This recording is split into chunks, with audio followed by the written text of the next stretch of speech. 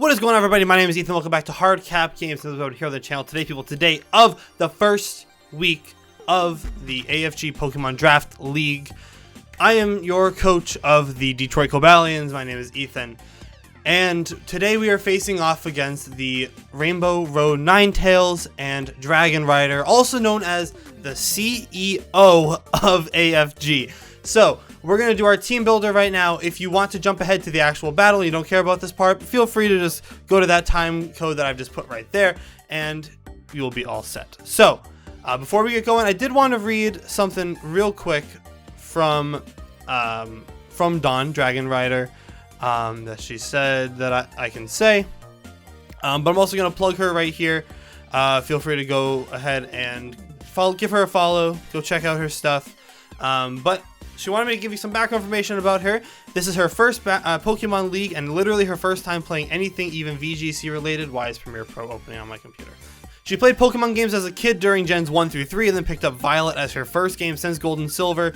But with her AFG, aflightgaming, her esports organization, getting into Pokemon, and one of the mods, Neji, is running an AFG league, she wanted to give it a try so she can learn more and understand more about her players, the games that they play, and competitive Pokemon, so she can know how to better help them in the future, which I think is super awesome. Now, we're going to jump right here with our team builder, and after the battle, I am planning on having a conversation with Dawn, just to go over how the match goes. Now, let me run down her team real quick. Her first Pokemon, and I'm going to show these all on the screen right now. Her first Pokemon is Dragonite. Dragonite's a menace, but it's beatable if we don't give it the opportunity to set up. Multi-scale does make it more difficult to beat, but we have ways to get around that a little bit. Second Pokemon is Iron Treads. This is a very, very fast Pokemon compared to the rest of our team. It is the Terra Captain for flying and ground. I'm anticipating Terra Flying to come because there seems to be no reason to bring ground against my team. It doesn't really have anything that it's strong against except for Arcanine and Electrode. But Electro doesn't have a good matchup into the rest of her team, so I didn't even bring that, spoiler alert. But there are plenty of reasons for Terra Flying to come. Cinderace is very fast. It's relatively frail, but it does hit very hard, so I'm expecting it to take heavy duty boots for an item. It does get Libero, which means that whatever type of move it uses, it is stuck as that type. So it's really not going to be a fire type all that much, so I'm going to have to see what it's trying to do in this battle if it comes. Slowking is, in my opinion, the most dangerous Pokemon that Dawn has on her team. It is the hardest to take off the field. It's got Regenerator. It's just a bulky beast. And it's going to be the reason that we lose if we do. I have to play very, very smart around this Slowking. And if I don't play smart, we are going to lose this match. Tyranitar is a heavy attacker, but it's extremely beatable. We can't do too much to our team as far as I'm aware unless it brings a super weird set. And I'm feeling like it's going to have a pretty standard set if Tyranitar does come. Brute Bonnet hits like a truck. Sucker Punch hits incredibly hard. But our team does kind of deal with Brute Bonnet in a lot of ways, so I'm not too concerned about it unless we let it start racking up tons of damage on us. Gardevoir is a bit of a niche bring. It has the ability to Moonblast or Psychic into some things. It could be a Calm Mind set, but it's rather frail defensively, so we do have best ways to beat it. But it's best ran under screens, double screens, so Reflector or Light Screen, or if it's Scarfed to take care of Quake Wall. Iron Thorns is in a similar situation as Tyranitar. We do have ways to beat this thing as well. It's a Rock and Electric type, isn't a great typing to bring in against my team, considering I do have two very strong ground types. Masquerain is only coming with Sticky Webs, Intimidate, U-Turn, Quiver Dance, and Hurricane. And I don't know if I said U-Turn. That too. That's the only way that it's coming. It's the only move that it's going to be running. It can be a little bit of a nuisance if it brings like max defense, but it's going to have to run max speed just so that it's fast. Carbink's defenses are through the roof. Its attacks are very lackluster. Bringing this would be for a unique purpose, like either bringing screens or more likely Rock's Body Press. And finally, Pyroar, special attacker, weaker version of Cinderace. It does get Moxie, but I don't see a reason to bring this and Cinderace, considering I have two ground types on my team that are most likely brings. So since I have so many ground types, there's not a reason for Cinderace not to come and for Pyroar to also come as well. So I'm expecting to see in this match Dragonite, Iron Treads, which will be Terra Flying, Cinderace, Slowking, Brute Bonnet, and then one or the other, either Tyranitar or Gardevoir, but I think we have ways to deal with it. Now, what are we bringing? That's what you guys are here to see. First off, we're bringing Ting Lu. Ting Lu right here is a special set. It's our dedicated lead in this match. I don't think there's a reason for us not to lead it. Only a few things beat Ting Lu in this configuration right here. We're going to be leading with rocks. It's got max defense. It allows me to tank some things, and that much special defense right there, all that 12, all that needs to do is allowing me to take less than half from an Ice Beam from Slowking while still retaining all my physical bulk that I need. It has Heavy Slam for some chip damage and a cover for Gardevoir. It does OHKO Gardevoir if it's Scarf, and even if it's Calm Mind. Due to the anticipation of Terraflying Treads, I'm not bringing Earthquake on this thing, because that's just a very easy switch in for it. It doesn't do a ton, but it's better than just being stuck with a ground type move as our only form of attack. It does also have Ruination, which does half of whatever remaining HP is against the Pokemon in front of me.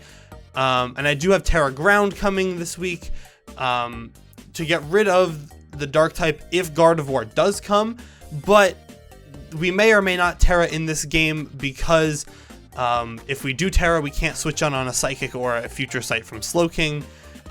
So this is our answer to us attacking Slowking. Now, if it does go for Ice Beam, we are still in trouble there, but we'll deal with that later. Arcanine. Arcanine's the second one we're bringing. This is Maggie the Arcanine, named after my dog. Arcanine is built to outspeed max speed Dragonite and take less than 50% from Earthquake from that same Dragonite with the Shuka Berry. Now, if it's banded, that's very, very different. But if it's your typical Dragon Dance, which is the one I'm anticipating seeing, if it brings Dragon Dance, it outspeeds our whole team if it gets that up. But Extreme Speed is also incredibly good for us because we get that priority. But if Dragonite brings it, let me rephrase that. If Dragonite comes and it's banded with Extreme Speed, we do win the speed tie, but we lose the damage war. So hopefully it's low enough that we get that off. If it's banded, we basically lose the Dragonite matchup with Arcanine. That's fine. Will-O-Wisp is here to burn as much stuff as possible, namely Dragonite and Treads, and it's pretty good into Brute Bonnet as well. Flare Blitz, OHKOs, Brute Bonnet, and Gardevoir. Its biggest checks in this battle are Tyranitar and Iron Treads, but if those two are facing Arcanine, we've probably lost the battle. I'm not anticipating Arcanine being the last thing on the field. Third, Quaquaval. Quaquaval is calced to outspeed a Jolly Dragonite and Gardevoir. It has the physical attack to OHKO a Chip Dragonite and do somewhere in the 70% bracket to a full Dragonite with Ice Spinner. Aqua Step lets us essentially set up Dragon Dances with Moxie, and it can rapid spin to clear away any hazards. If Tyranitar or Cinderace are in front of us, we basically get a free Swords Dance, which just helps our case even more. But we are walled by Slowking very, very hard. So if we try to set up a Swords Dance, it's probably just going to switch into Slowking. So it might not be worth it. It might just be more worth it to maybe get up a Rapid Spin and just start hitting stuff, because it does die to Psychic almost every time.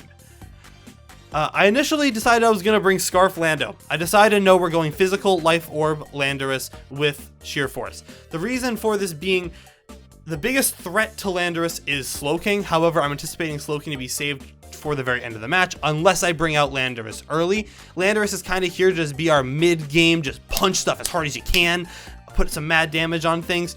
But Landorus does OHKO Slowking with Crunch from full. It just flat out kills. So if it's sitting in front of me, I don't think there's a reason for me to never click Crunch. I lost the practice battle because I tried to predict something instead of just going for a Crunch. So if I'm sitting here and Slowking's across from me, it's Crunch all day. I do always kill.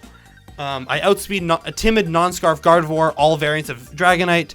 I think Landorus is only okay in this entire matchup, but its entire power allows me to hit things super hard. And Life Orb means I'm not locked into a move, and it means that if Iron Treads comes in, I can't just be stuck against this thing.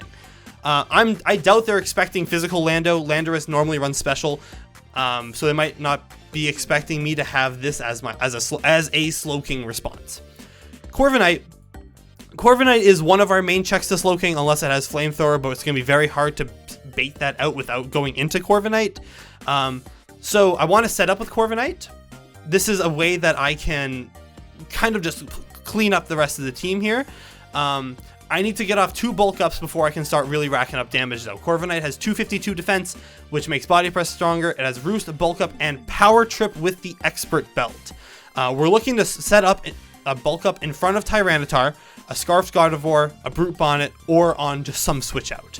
I do think that the expert belt is better than Black Glasses. I had that in for a little bit. Even though not much on this team is hit super effectively by body press, I think it's better than nothing. I don't think bringing Brave Bird and chipping down more damage than I need is going to really help me in this battle, especially against this team. 2 bulk ups into body press does Oko Bonnet, and Tyranitar does 81 to Cinderace, but it has a 20% chance to Oko if I get to +3. +3 always kills a physical build Slowking and a normal build Scarf Gardevoir.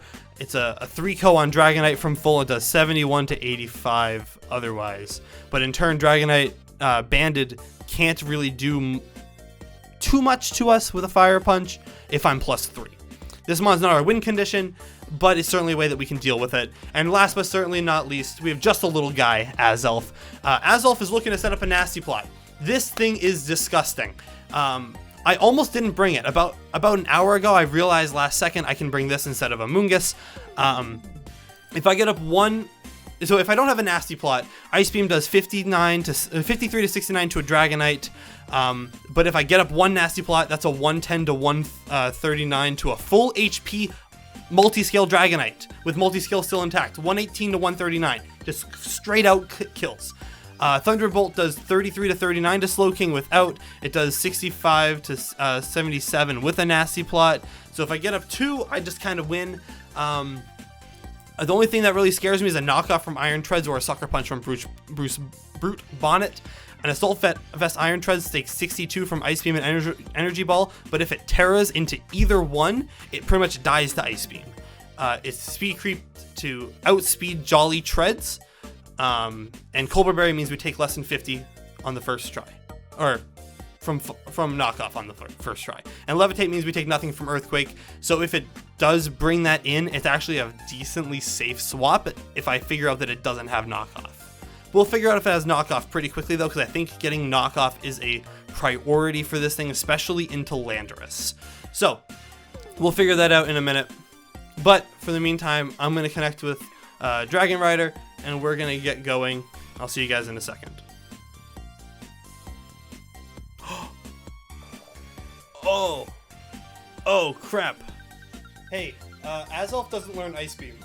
Alright, last but certainly not least, we have Azelf here. I could have swore that he had Ice Beam, and then I went to validate, and he doesn't learn Ice Beam. So we're changing it. We're bringing Dazzling Gleam, which pretty much does the same thing as far as I'm aware to a Dragonite. Probably not as much. But it's still one of the best coverage moves that it gets for taking care of dragon types. Ice Punch doesn't do really anything. So we're bringing Dazzling Gleam, Thunderbolt, Energy Ball, and Nasty Plot with a Colbur Berry, which reduces the dark type attack stab. And I think that I'm basically just gonna include this part at the very end of the last thing. So we're not bringing Ice Beam, we're bringing Dazzling Gleam. So we're gonna back out over here, we're gonna validate the team, and everything is now good. Okay, I was about to be very shocked if it didn't let me use this team. Alright, so we are here, and it looks like the 6th are here that I was expecting. Hit her with the GLHF, and I don't really see a reason not to just lead with Ting-Lu.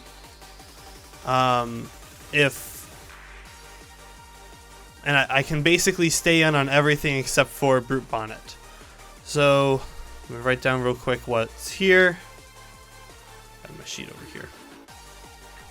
So we have Dragonite, Tyranitar, Iron Treads, Cinderace, Slowking, and Brute Bonnet. Alright, I think we can just lead with Ting-Lu. I don't see a reason not to. And it's going Dragonite to start with. Okay.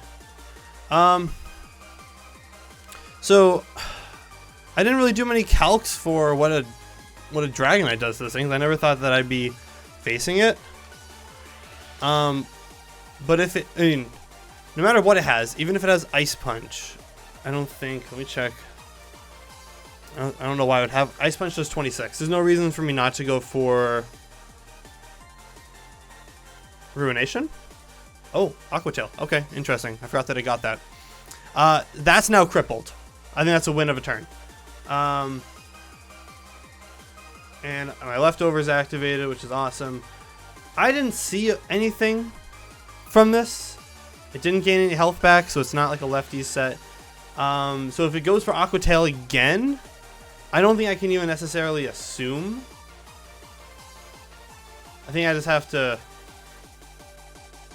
I'm just going to go for Stealth Rocks. I'm just going to get my rocks up. I think getting off the Ruination turn 1 was good because now Dragonride kind of crippled for the rest of the match unless it has Roost, which isn't necessarily a guarantee if it's a Dragon Dance set. Okay, so it's not banded. It's not like banded or anything. And rocks are now up. Not banded is great. I can deal with that. So with my rocks up at this point, how much does the Heavy Slam do? Probably not much. I guess I'm just 12. I don't want. I can't go for the. I don't think I can go for the Dragonite play right away. Or not the Dragonite play, the Azelf play. I take a lot from a lot of these moves. What have we seen so far? We've seen Aqua Tail and Dragon Claw. So until I see something different, I'm going to assume that it still has Extreme Speed. Aqua Tail, Dragon Claw. Dragon Claw will do 70 to Azelf, so I can't switch this thing in on. I can't switch Azelf in right now. What does Corviknight take? Virtually nothing from everything. Awesome. Quake Wall probably takes a lot of damage. Yeah, if it goes for Dragon Claw again, Quake Wall's in trouble. I take a ton from Aqua Tail with Landorus. So, and I'm sure, yeah. Okay, so my safest swap right here is actually into Corviknight. And unless it has a fire move that I'm not expecting it to go for, I can probably just set up a bulk up. Let's go for one more Ruination. We have the HP to do so. Chop it down to 26. Get this thing out of here. Because now when it switches back in, it's down to 1. Which is awesome. So let's go into this. We're going to go into Corviknight here. Corviknight is not going to take much damage from really anything. Octil is 81. Perfect. It's awesome. I'm just going to go for a bulk up. I see no reason not to. That's so little damage. I'm just going to keep going for it. I have no reason not to. I don't think... Does she know she can swap? She has a swap here.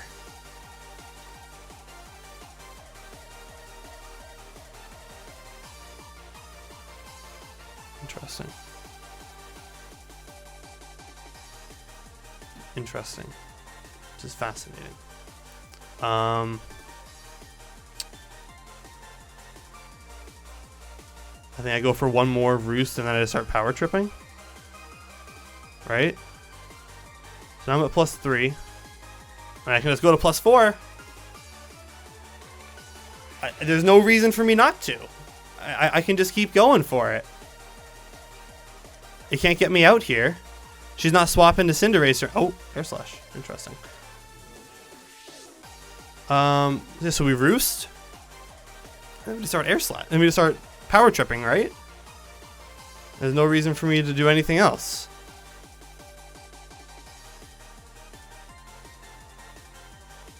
I mean, this is base 220 power. Let's get this Dragonite off the field. Wait. No. She might... Okay. The second Cinderace comes in, I'm taking a decent amount of damage.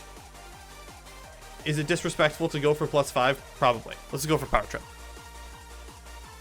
That Power Trip should kill everything from here on out. Or Body Press. Either or. My defense is 1086. Okay.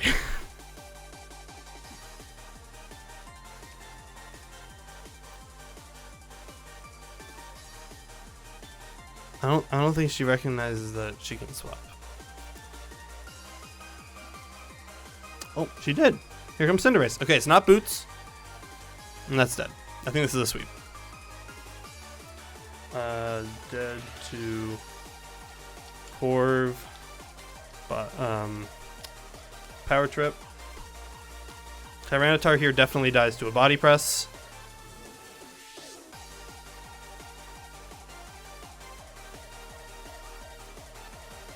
That was on turn 11.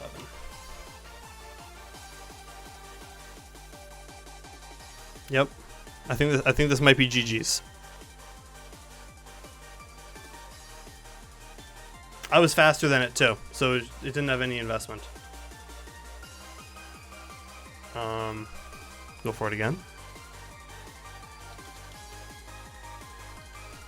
This is an interesting match to start the league with. I'll say that.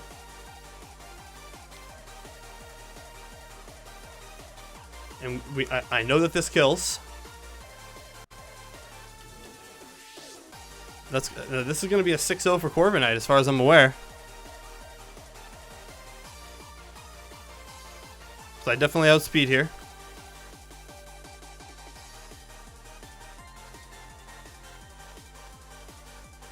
Yep.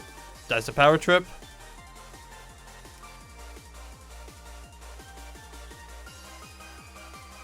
Treads is up. I'll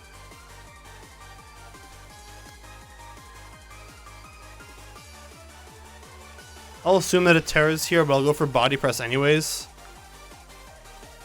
I'm at +4. No, yeah, +4. This should just be a burb sweep. It's an interesting way to start the league, for sure.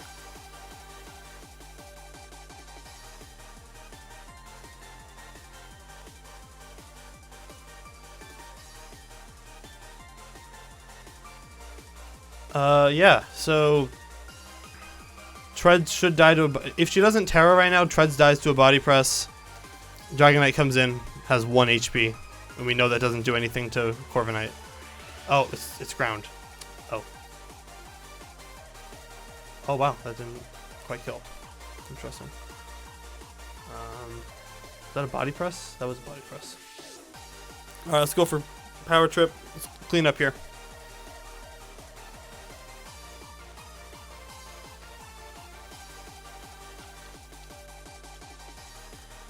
And Dragonite comes in. It's on 1 HP, and we Power Trip.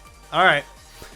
Well, that's a clean Corviknight 6-0. Okay. Well, GG's to Don. And yeah, so that's a great way to start off with a 6-0 victory. That might be the only victory we get this entire season. Yeah. All right. Well, Corv worked. So I'll catch you guys in a second. We're gonna go talk to Don for a minute. Hey, how you doing, Don? Doing all right. How are you doing? Doing pretty good. So that was an interesting battle. Yeah. So what I want to do is I want to ask you what I'm gonna phrase this in a way that sounds mean, but I genuinely want to know, because I'm gonna ask everyone the same question. What was the game plan coming into the match here? Because everyone has a different game plan coming in. The game plan literally was just to play the match, because this was my first Pokemon battle ever. Like, I've literally never done Pokemon battling before at all, other than just like in the story of Scarlet Violet, and then back in like the original game. So I've never done a battle like this before. Okay, so did you not have a team built prior to the battle? Nope. Or did I did not even know that was something that I was supposed to do. Like, I literally did not understand how any of this worked. Okay, so for the future, what I would recommend doing is talk to Neji. Yeah. or any one of the guys that has done one of these, because this was my first ever draft league battle too. But I talked to a friend who has done one before, and we team prepped for this together. Yeah. I was uncertain as to what your level of Pokemon knowledge and experience was. I know you said like you haven't played really since, but like here I am like over in my corner, I'm sweating bullets, thinking like, oh my god, she's got some plan. She talked to Nails over the weekend. She's ready. No. Okay, so that was interesting. Personally, what I was most nervous for, and I'll let you know this, so that in the future, when you're preparing a team, you can be aware. This is what I was most nervous for. I was the most scared, not of the Iron Treads, but of the Slowking. Oh, really? Okay. The Slowking to me was the most intimidating thing on the field at any point in time. To the point that I only had 2 ways to beat it, which was 1, the way that I just did, or 2, with Azelf. There were the only 2 ways I had the only 2 even like chances I had of beating your team. Wow. Okay. The reason being that Slowking is just a defensive monster. So I talked a lot with Horace as well. I don't know if you play Horace like later on this year. He's the coach of, I totally forget which team he is. But he's the one who picked right before me. So let's see. He was Salem Kaiser Volcanians. And he helped me a lot with like my EVing. EVs and IVs, crucial. I cannot emphasize that enough for the future. Yeah, I literally did not know what that was either. I was like, I don't know what this means. Yeah. I don't know any of this. So this was kind of just like my first, full disclosure, my AFG teammates were like, hey, let's prep. But for me, I have experience in like competitive Hearthstone, and for me, prepping just means like talking about which Pokemon you want to bring. So I was like, yeah, okay, cool. Like I'll do that at some point during the season. But I did not know that prepping also would mean like teaching me literally how to use the website, and that there was so much to do with the website.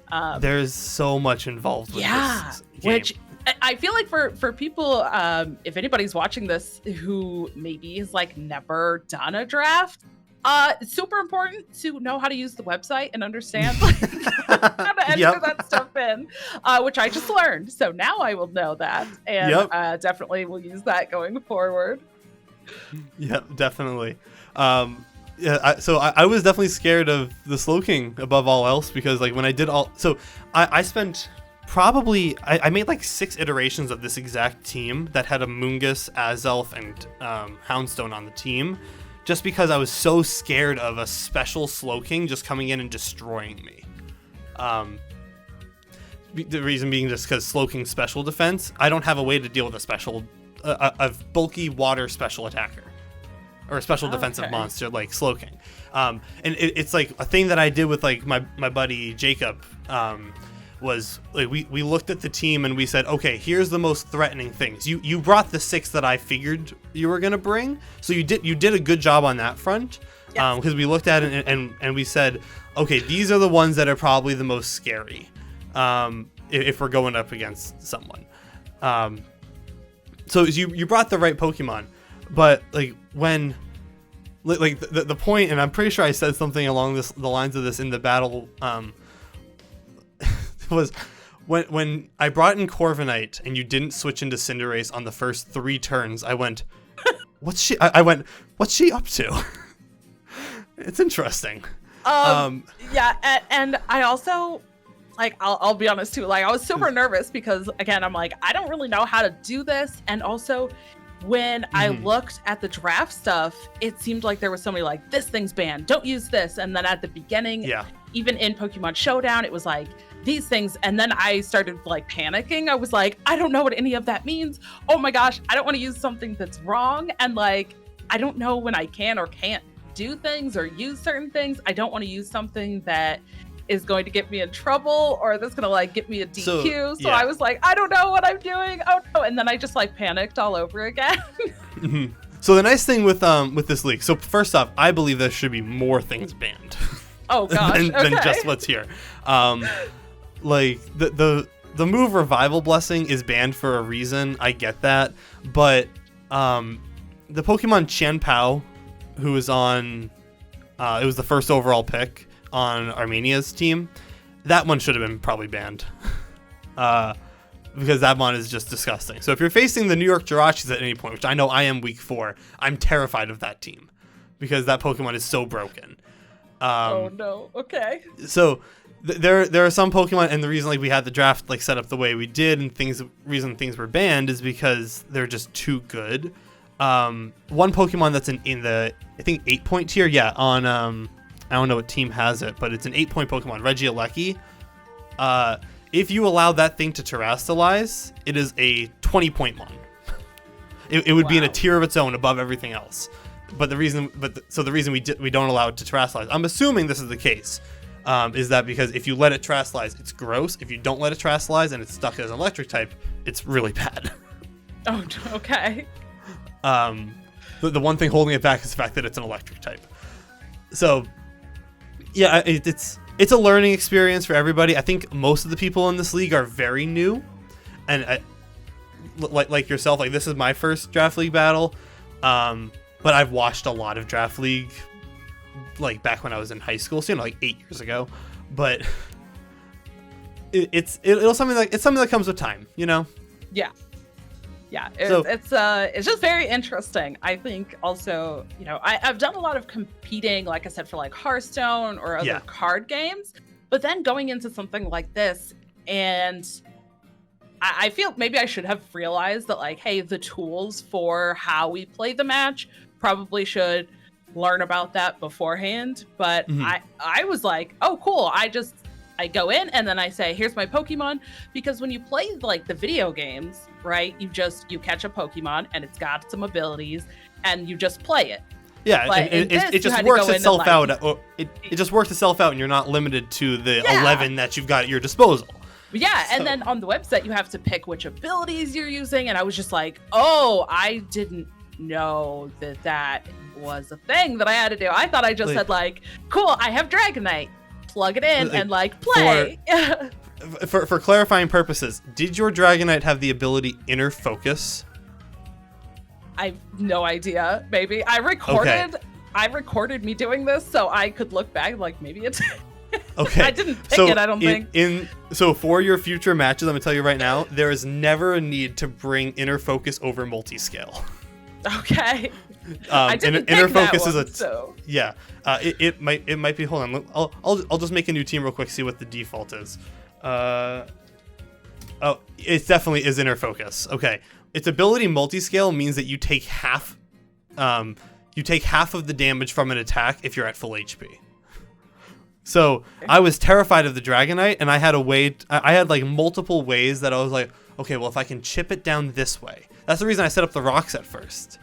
Is because I was like, okay, well if I set up the rocks and I can scare out the Dragonite, when it comes back in, it'll take 25% damage from the rocks or from stealth rocks, which will break multi-scale, meaning I can then kill it with something else. So wow, okay. There's a ton of mind games involved, and I haven't personally played Hearthstone, or even like seen much content of it before, so I don't know like what the equivalency would be. But there's so many mind games involved. Like it's in a league of its own in terms of complexity. It's very complex. So I would definitely recommend go talk to like Horus or Neji. Luckily, I don't face either of them in this league. That's good. Because I'm terrified of the two of them, because I think they have the most experience of everybody else in the league, except for maybe Mr. Mag. Who I also don't think I face. I think I got pretty lucky with my matchups in terms of the coaches I face, not against the teams that I'm facing, for the most part. Right.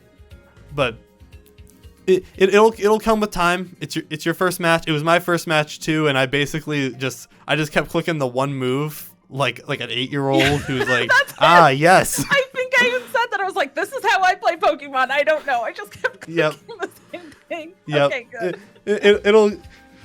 You'll figure it out over time, but definitely talk to one of those two about EVing and IVing and whatnot, and I've got you'll figure it out. Neji and Flying Kraken and Kraken too, especially Kraken. Yeah, and Azalea's done a bit.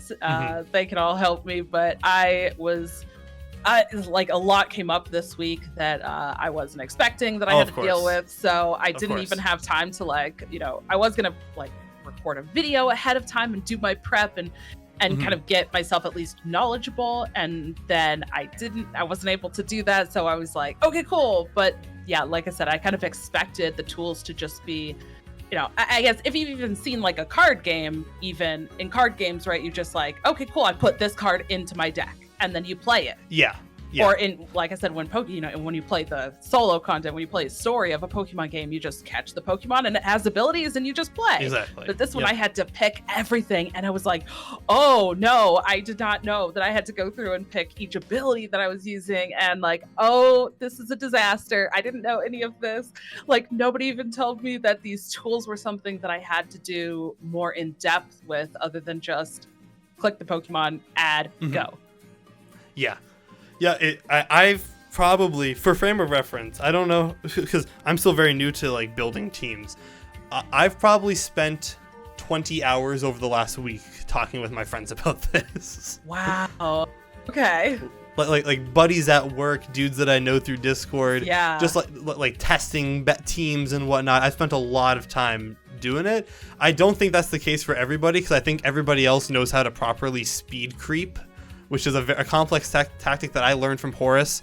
Let's see, on the 5th, so 3 days ago. Oh my gosh. Wow.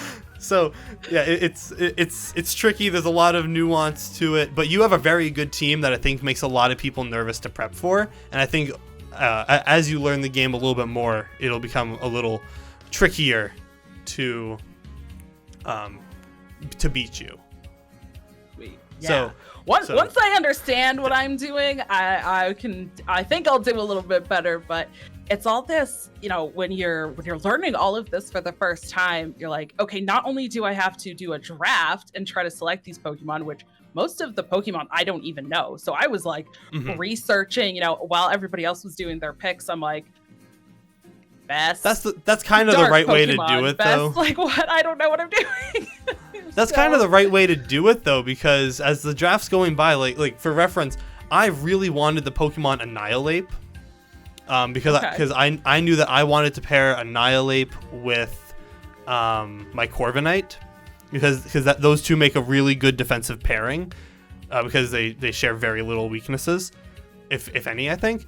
But then Annihilape got taken like 5 picks before me, and then I'm sitting here like, man, okay, now who do I take? Where did Annihilape actually go? It went 2 picks before I did. It went to Grayson.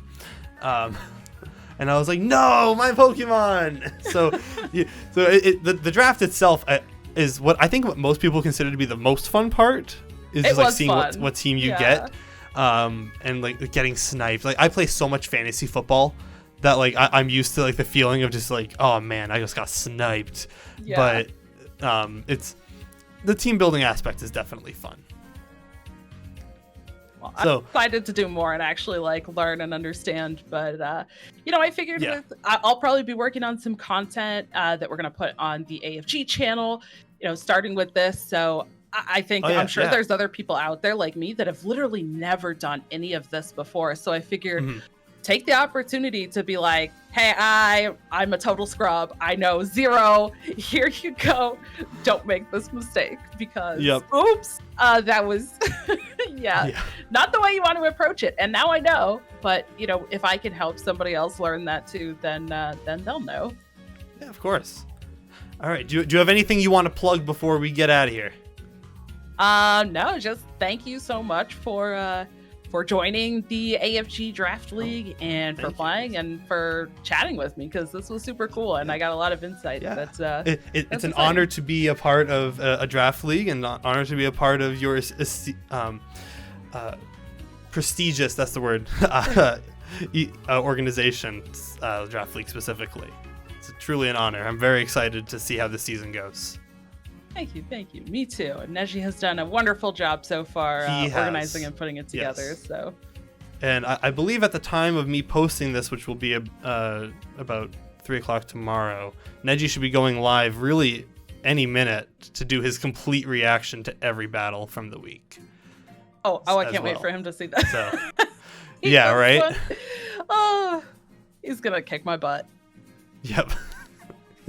Yeah, he might. But then he might see it and go, ooh, maybe I should help her a little bit. You never know. Probably. You never know how it'll go. Yes. All right. Well, thank you so much for joining me. GG's once again. See you as well. Thank you. Hope the rest of your season goes swimmingly. Yours as well. Good luck. Yeah. All right. Well, thank you so much for watching, everybody. Hope you guys did enjoy. If you did, leave a like down below. Subscribe if you are new.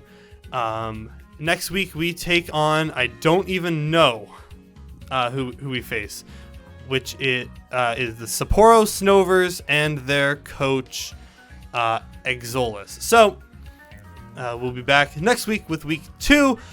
We're commanding a strong lead. I believe we're the only 6-0 team as of right now. I believe that we have kills leader.